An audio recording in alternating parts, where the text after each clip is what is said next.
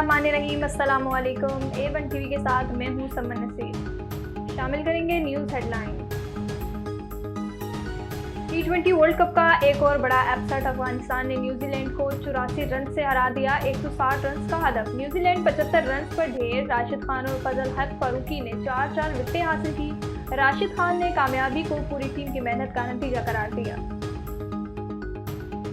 पाकिस्तान चीन इक़्तिसादी ताल्लुकात के नए दौर का आगाज। दोनों ममालिक सी पैक अपग्रेडेशन पर मुत्तफिक मंसूबों पर काम तेज करने पर भी इत्तफाक। Army chief general Asim Munir की भी मुलाकात में शिरकत। दो तरफा अमूर और इलाकाई सूरत हाल पर तफसीली बातचीत। अफगानिस्तान फलस्तीन मकबूजा कश्मीर की सूरत हाल पर भी तबादला ख्याल।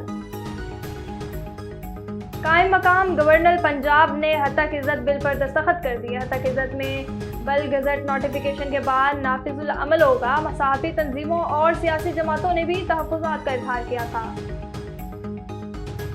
और ज़िलहज का चांद नजर आ गया। पाकिस्तान में ईद उल अज़हा 17 जून को होगी। मरकजी रूहत हलाल कमेटी के इजलास के बाद मौलाना अब्दुल कबीर आज़ाद का ऐलान।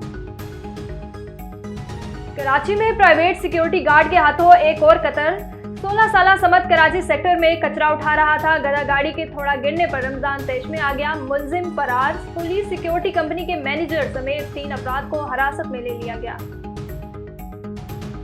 न्यूज़ स्टूडियो से फिलवक्त इतना ही। मजीद खबरों और अपडेट के लिए देखते रहिए A1 टीवी। A1 टीवी, सब पे नजर, अंदर की खबर।